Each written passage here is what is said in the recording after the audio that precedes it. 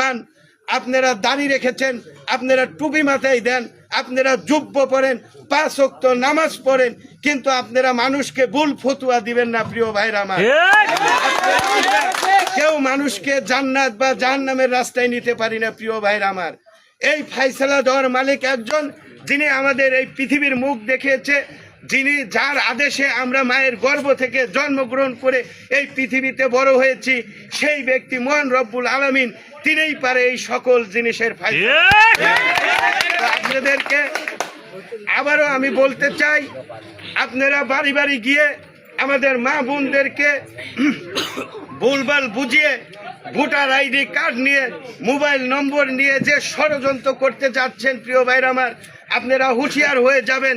আমাদের মা বোনরা বুঝতে পারে, আমাদের এই সচেতন মহলের সচেতন মানুষ, আগে হয়তো মানুষ এত বুঝতে পারতো না, কিন্তু এখন সবাই সব কিছু বুঝতে পারে, অনেক সচেতন হয়েছে। তাই আপনারা যতই বোঝাতে চান, মানুষ আপনাদের ওই ফাঁদে আর পা দিবে না। প্রিয় ভাইরা আমার, আপনারা মানুষকে ভুল বুঝিয়ে ভোট নিয়েছিলেন, যে আপনারা ভোট দিলে আমাদের কোরআনের পাখি দেলোয়ার হোসেন সাইদি সাহেব জেলে ছিল, সেই দেলোয়ার হোসেন সাইদি সাহেব হয়তো জেল থেকে বের হয়ে আসবে, এই রকম ধোঁকা দিয়েও আপনারা ভোট নিয়েছিলেন।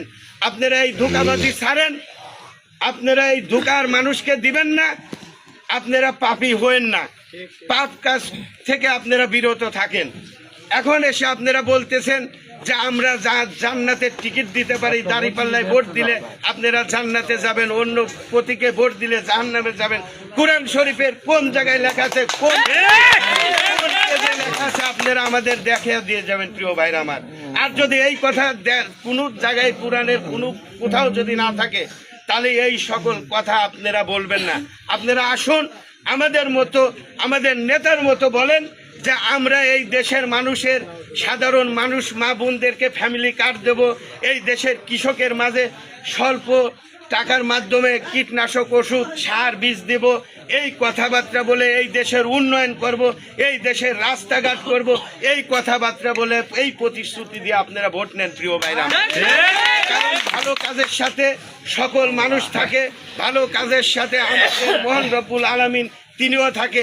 আপনারা ইতিমধ্যে প্রমাণ হয়েছেন যে দেখেন, যারা এই দেশের রাষ্ট্র ক্ষমতায় ছিল বিগত দিনে, তারা খারাপ কর্মকাণ্ডর কারণে আল্লাহ পাকের এমনই একটি নেমে এসেছিল, গজব নেমে এসেছিল, এই দেশ থেকে তাদের কিন্তু পালিয়ে যেতে হয়েছে। এমন কিছু করবেন না, আল্লাহর সেই গজব আপনাদের মাঝে নেমে আসে।